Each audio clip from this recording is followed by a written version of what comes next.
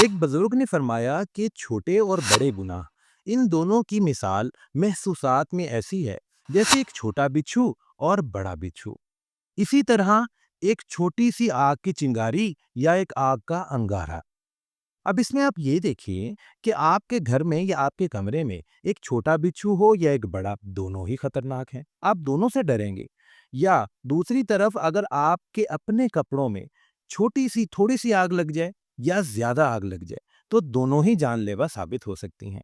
اس طرح حضرت محمد بن کعب کرزی رحمت اللہ علیہ فرماتے ہیں، جس کا مفہوم ہے کہ اللہ پاک کے ہاں سب سے جو بڑا نیک عمل ہے وہ گناہوں کو ترک کرنا ہے، یعنی گناہوں کو چھوڑ دینا۔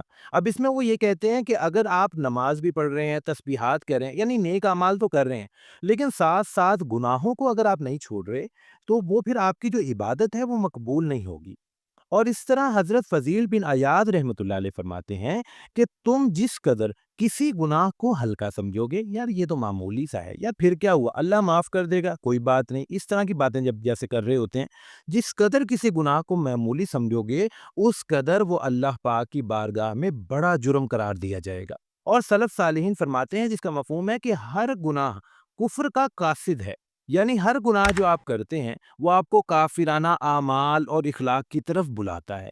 پیارے مسلمانوں، دراصل ماں کا مقصد یہ ہے کہ گناہ جو ہے نا اس کو چھوڑنا بہت زیادہ لازم ہے۔ اپنی زندگی میں ہم حاجی بن گئے، ہم عالم بن گئے، ہم مفتی بن گئے، بہت بڑے رتبے ہیں یہ، لیکن اگر ہم نے گناہ نہ چھوڑے تو فائدہ ہی کوئی نہیں۔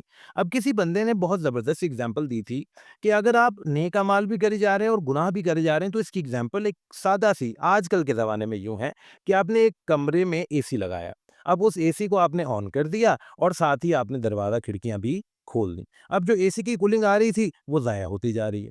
تو اس طرح وہ اے سی کو نیکی سمجھ لیں اور یہ جو دروازے وغیرہ کھلے اور یہ جو ضائع ہو رہی ہے اسے آپ گناہ سمجھ لیں، کہ آپ نیکیاں اور گناہ اکٹھی کرتے جا رہے ہیں اور وہ سمجھے کہ آپ کی نیکیاں بھی ضائع ہو رہی ہیں۔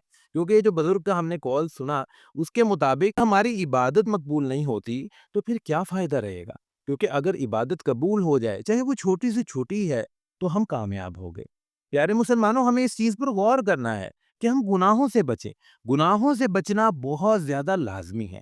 نیکیاں تو ہر بندہ ہی کر رہا ہے، لیکن گناہوں سے جو بچتا ہے وہ اللہ پاک کے دربار میں بہت زیادہ اونچا مقام حاصل کرتا ہے۔ اللہ پاک ہم سب کو یہ توفیق عطا فرما دے کہ ہم گناہوں سے بچیں اور نیک اعمال کریں۔ آمین ثم آمین۔